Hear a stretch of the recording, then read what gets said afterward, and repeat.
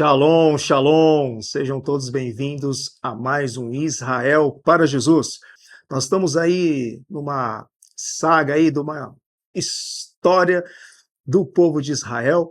Nos últimos programas nós estamos aí acompanhando os povos que tomaram conta ali de Jerusalém, tá? E nós tivemos aí no último programa falando aí do segundo domínio muçulmano. E agora vamos verificar no último século como é que foi o domínio da terra de Israel até os judeus voltarem a ter uma nação constituída novamente, aí no que temos hoje, o novo Estado de Israel.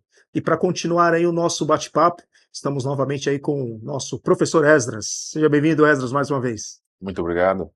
Esdras, nós então falamos no último programa aí a vinda aí o período da Primeira Guerra Mundial, 1914, que foi aí o fim do Império Otomano, né? E agora, estamos em que ano aí e quem que é o próximo império, o próximo povo, a próxima nação a dominar ali a terra de Israel? Nesse período, depois, no fim da Primeira Guerra Mundial, o domínio da terra de Israel volta por um tempo para a mão dos europeus, né? Ele passa agora para a mão dos britânicos. Então, o Reino Unido passa a dominar as terras de Israel.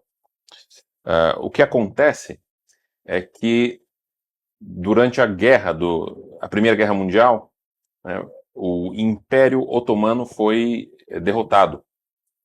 E o Império Britânico foi justamente ali o império dentro da guerra que lutou contra os otomanos e conseguiu tomar aquele território.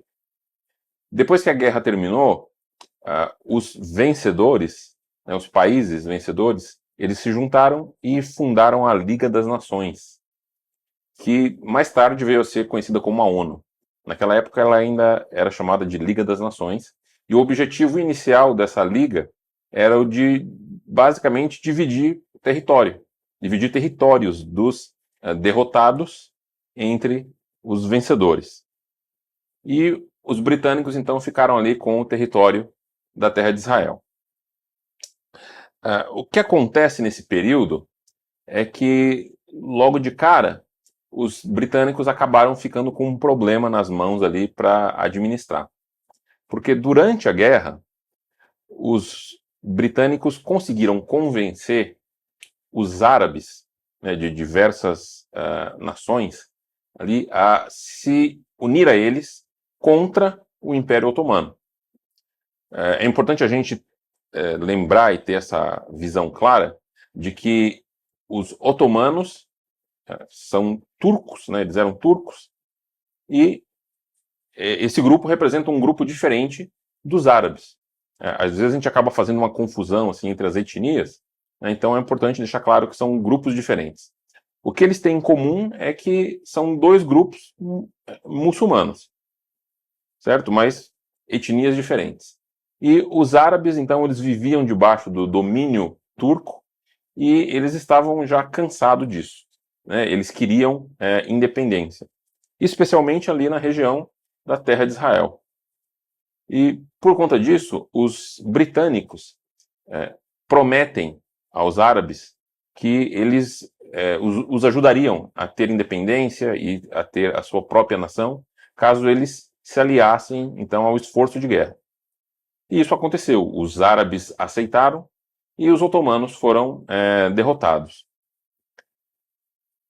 O problema é que o significado que os árabes que habitavam em Israel tiraram aí dessa promessa foi de que os britânicos dariam o território todo de Israel para eles. Então eles passaram a acreditar que eles teriam ali uma nação para viver de forma independente. Só que ao mesmo tempo, o governo britânico também, ele já havia entrado em contato, né, com toda a ideologia sionista, né, e já havia sido contactada pelos judeus que estavam colocando em prática aquelas ideias que Theodor Herzl propagou, e já havia sido feito um lobby com os britânicos, e a posição oficial dos britânicos era de que os judeus deveriam sim ter a sua própria terra. Tanto que os britânicos eles fizeram uma declaração oficial, né, chamada de Declaração Balfour, em 1917, onde a coroa britânica declarava seu apoio aos judeus. Então isso causou um problema, porque os árabes estavam entendendo que os britânicos tinham a intenção de dar todo o território de Israel para eles. Os judeus estavam entendendo que eles tinham ali o apoio dos britânicos. Então, eles estavam entendendo que eles teriam ali o direito de ficar com aquela terra. Né? E isso, então, deu origem ao que nós hoje conhecemos como o conflito árabe-israelense, onde os dois grupos estão ali naquela mesma terra e disputam ali, aquele território. Nesse contexto aqui, é importante a gente entender a questão da mentalidade árabe, né, que acaba refletindo até hoje e causando aí uma série de problemas e contribuindo muito para a questão do conflito. Os árabes, nesse momento aqui, eles começaram a desenvolver um raciocínio que tem muito de uma narrativa dentro dele. Uma narrativa que não é precisa. Eles começaram a abraçar a ideia de que eles, árabes, são os verdadeiros donos da terra de Israel, historicamente. E por que eles começaram a propagar essa ideia? Porque houve, num determinado momento, o domínio dos árabes. Né? Os árabes tomaram o território de Israel dos bizantinos e depois perderam para os cruzados. Só que nesse meio tempo aí, se passaram alguns séculos. E por conta disso, o território de Israel ficou ali sendo bem populado por uma população árabe grande. E aí essa população, então, agora começou a se considerar como a verdadeira dona daquela terra. Só que existe uma falácia muito grande nesse argumento, né? Porque, historicamente, já é mais do que comprovado que todo aquele território ali pertence ao povo de Israel. Né? A própria Bíblia é um grande documento que mostra isso, a história do povo de Israel está ali. As histórias da Bíblia aconteceram no território de Israel muito antes da chegada dos árabes. O que existe meio por trás da mentalidade árabe, nesse sentido, é algo parecido com aquilo que a gente, hoje, aqui no Brasil, a gente entende, por exemplo, em casos de uso capião. O que é uso capião? É aquela situação em que, se eu não tenho direito a um terreno, ou se eu não tenho direito a uma propriedade, a uma casa, mas eu invado aquele território e começo a morar lá, e ninguém se opõe, ninguém me expulsa, ninguém me tira dali, e eu passo a viver ali muitos anos, né, e aí meus filhos também passam a viver ali, eventualmente eu acabo adquirindo um direito por tempo de ocupação. Então aquilo ali não era meu, mas eu estou vivendo ali há muito tempo, então agora passa a ser meu. E é assim que os árabes começaram a se comportar com relação à terra.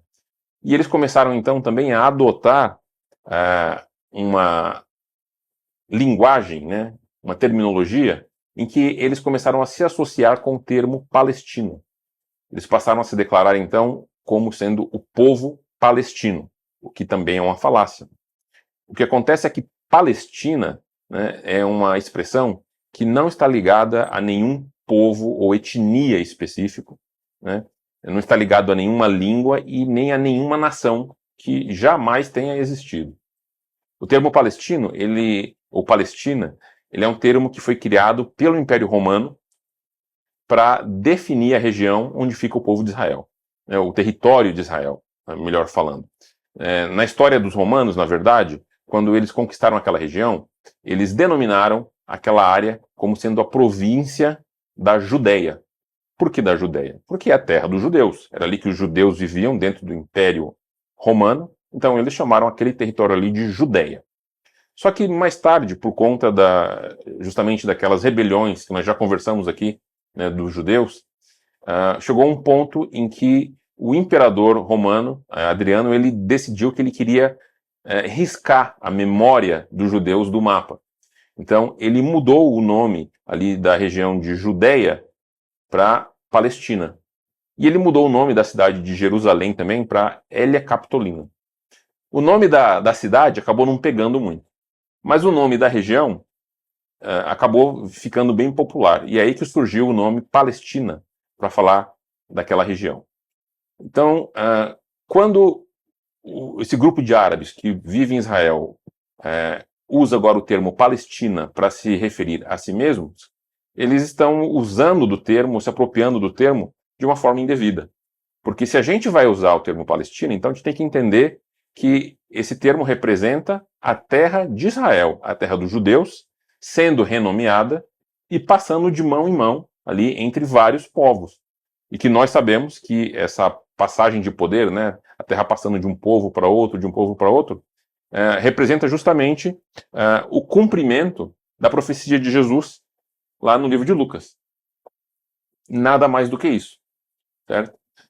Mas os árabes, eles começaram então a propagar essa ideia e começaram a se comportar dessa maneira.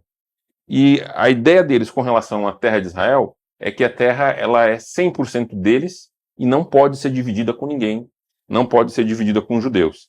E isso aí então deu origem a um grande problema, né, para todo mundo ali, especialmente para os britânicos, porque a partir desse momento em que árabes e judeus estão vivendo ali na terra, eles sabem que o domínio britânico deve durar pouco tempo ali, porque ele foi instituído não ali como um domínio imperial, mas como um domínio temporário para resolver a situação daquela terra.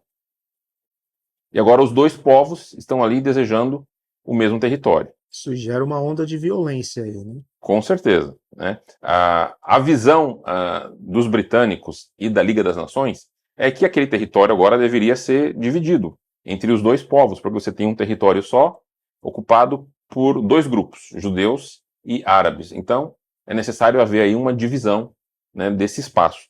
Mas os grupos em si, eles não têm exatamente a mesma visão.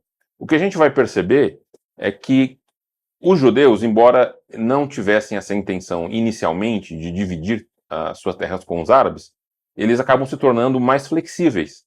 Eles entendem que ali existe um outro povo, não dá para tirar todo mundo dali, vai ter que existir alguma negociação, né? E eles adotam, então, uma posição mais flexível desde o começo. Os árabes não, eles são intransigentes. E aí os próprios árabes eles acabam dando origem a uma onda de violência, porque eles passam a atacar comunidades judaicas, né? E aí os judeus, é claro, então, começam também a se defender, e os dois grupos, os dois lados, criam milícias, e aí começa, então, um conflito dentro da terra de Israel, entre judeus e árabes, e no meio disso tudo estão os britânicos, tentando apaziguar a situação, e eles não conseguem, e existem momentos em que os judeus e árabes estão brigando um contra o outro, existem momentos em que judeus e árabes, em situações diferentes, estão brigando com os britânicos. Então vira ali uma situação que a gente chama de um barril de pólvora, né? E o que acontece então nesse período é que essa onda de violência e guerra entre eles, ali interna, dentro de Israel ainda, ela vai aumentando, vai escalando, e a situação vai ficando insustentável. Então os britânicos ficam procurando uma forma de resolver isso, e a Liga das Nações também fica procurando uma maneira de resolver essa situação. Só que, enquanto eles estão envolvidos nisso, algo ainda pior e muito maior acontece, que é o começo da Segunda Guerra Mundial, em 1939. E aí todo mundo sabe o que aconteceu na Segunda Guerra, especialmente com os judeus, né? A perseguição aos judeus foi ainda muito maior por conta de Hitler.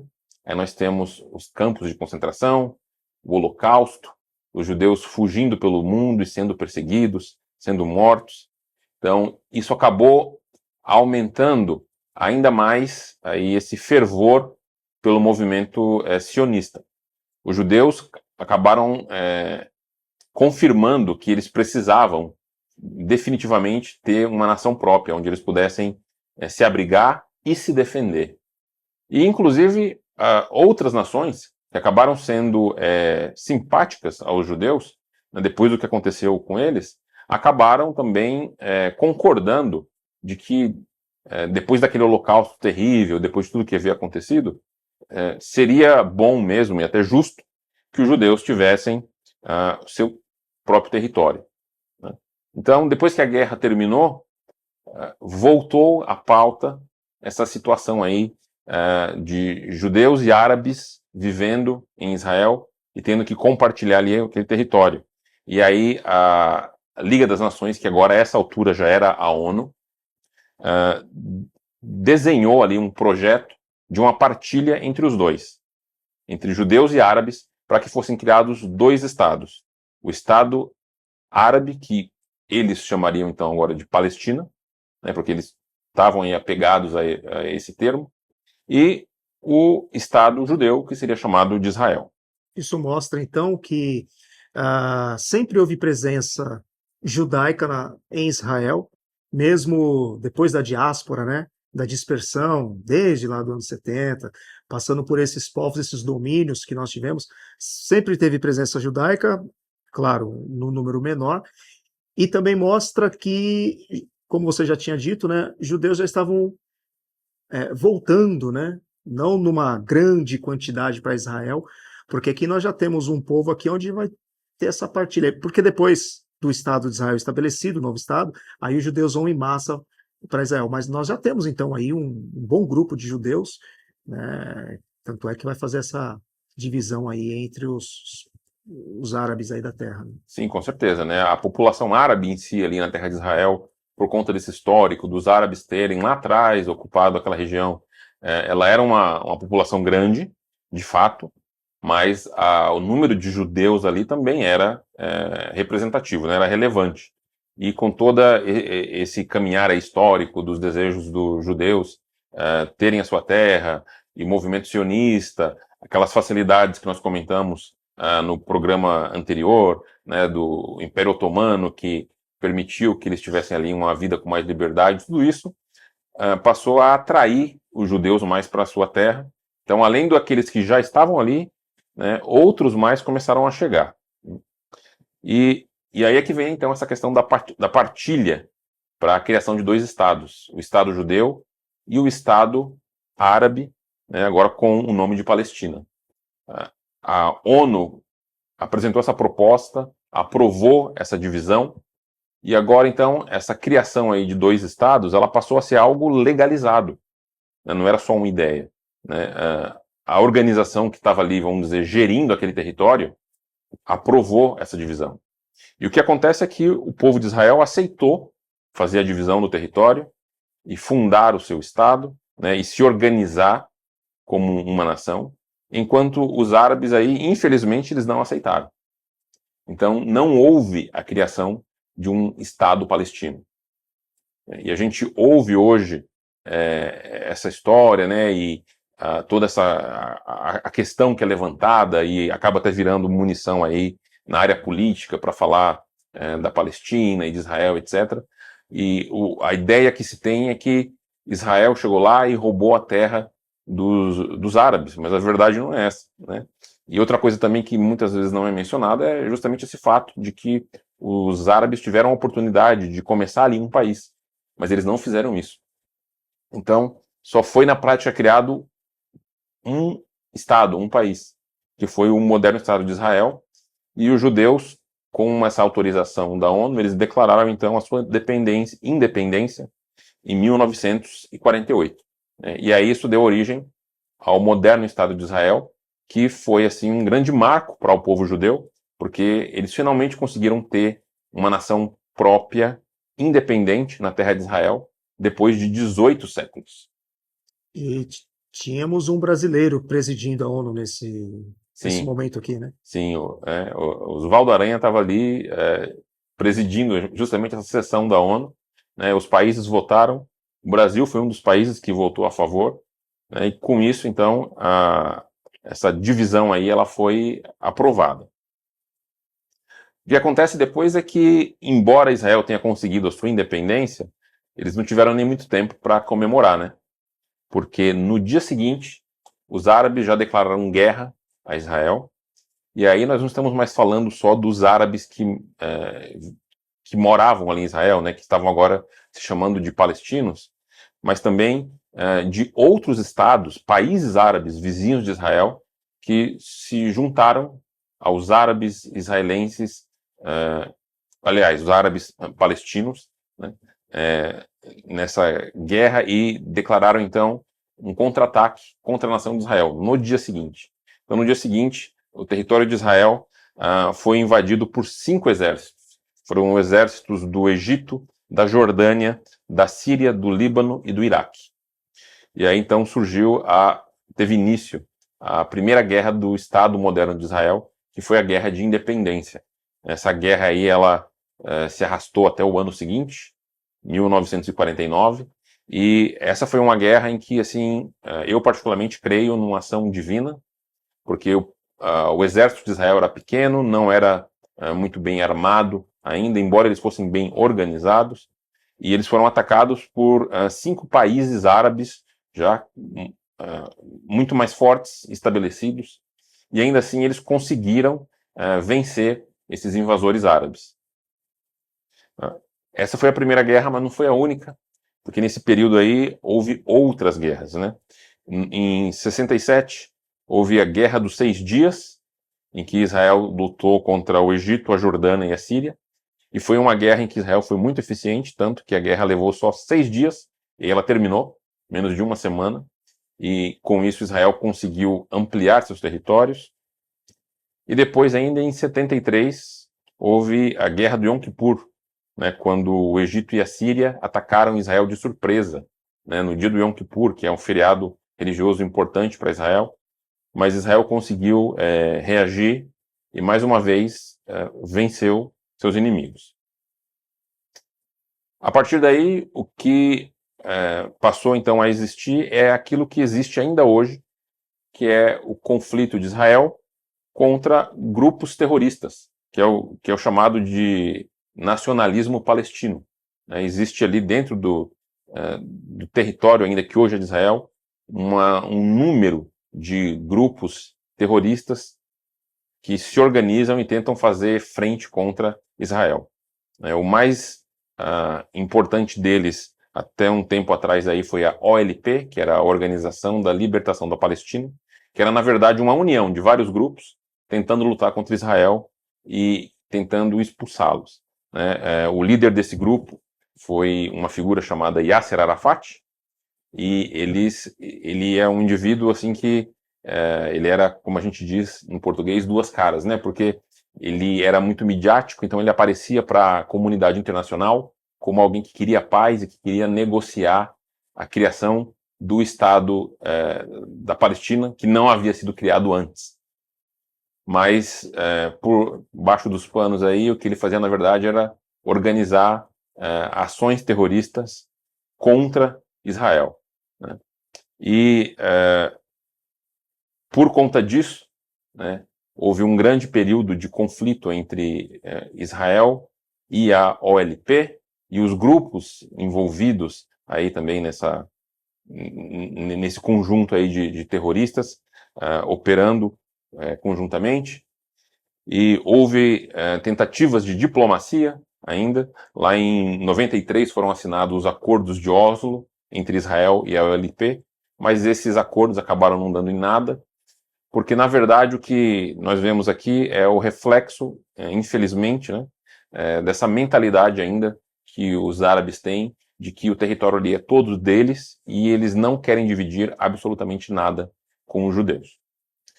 Mais recentemente, um outro grupo terrorista acabou entrando aí nos holofotes, né, que ainda hoje a gente consegue ouvir muito falar deles, que é o Hamas. O Hamas foi um grupo que surgiu mais tarde, ele surgiu nos anos 80, e ele acabou entrando em conflito com a OLP, e hoje ele se tornou o grupo terrorista mais forte que se opõe ao povo de Israel, né, e faz guerra contra o povo. E, infelizmente, nós temos aí recentemente a história muito triste do ataque do Hamas ao território de Israel, no dia 7 de outubro de 2023, né, não muito tempo atrás, né, em que o Hamas invadiu o território de Israel, matou um grande número de civis, né, e sequestrou mais de 200 pessoas. Né? E aqui nesse momento, enquanto a gente está aqui discutindo tudo isso, Israel ainda está aí em negociações com esse grupo para conseguir libertar os últimos reféns que existem. Né? Diante disso tudo, juntando aí os últimos programas que nós passamos aí nessa viagem histórica de Israel, qual seria a sua palavra final em relação a tudo isso? Se podemos tirar aí uma lição, uma aplicação, uma lição bíblica em relação ao povo judeu, e a gente inicia, né, sendo subjugado por povos e termina falando a respeito de guerras que até hoje estão aí. O que a gente pode tirar de lição em relação a Israel por conta de sua incredulidade e tudo mais, e sempre um povo que está sempre debaixo de guerras e não vivencia um dos principais conceitos, que é o Shalom, que eles tanto esperam e desejam. Eu acho que assim, a primeira lição que nós podemos tirar disso é uma lição para nós, na nossa vida. Né? Nós vemos que a palavra de Deus ela é verdadeira, o que a palavra de Deus diz se cumpre, né? E mais uma vez a gente volta aí no texto bíblico que tem sido a nossa base para toda essa nossa discussão, que é o texto de Lucas 21, 24, quando o Senhor Jesus diz que Jerusalém seria pisada pelos gentios. Né? A gente observou aqui nesse nosso estudo isso acontecendo o tempo todo. Né? Então a palavra de Deus ela é verdadeira, e mesmo hoje, quando os judeus têm ali a sua terra, eles ainda continuam sendo tendo dificuldades, Jerusalém continua sendo pisada pelos gentios. Né? A segunda lição que a gente tira disso é que, se a gente observar os esforços modernos de Israel, a gente vê que houve vários esforços para conseguir chegar à paz, conseguir chegar ao Shalom, por vias humanas, né? Por negociações e por outros meios. Mas a verdade é que isso tudo acontece porque os judeus rejeitaram ali o seu Messias, né? E só vão ter de novo alguma paz quando o Messias voltar. Então, a lição que fica é aquela que nós já sabemos, que a verdadeira paz só existe com o Senhor Jesus. E ela nunca vai ser atingida por meios humanos. Muito bem, Esdras. Mais uma vez, obrigado por nos acompanhar aí durante este tempo, trazendo conteúdo tão rico aí da história contemporânea de Israel. Quero agradecer mesmo a sua presença aí. Eu que agradeço. Muito obrigado. E queremos agradecer você que esteve conosco aí durante esses últimos programas, acompanhando aí esta parte histórica, e também no programa de hoje, prestigiando aí até o final, chegando agora aqui juntamente conosco. Queremos então desejar para você aí um shalom, shalom, que Deus abençoe você e sua família, e até o nosso próximo programa.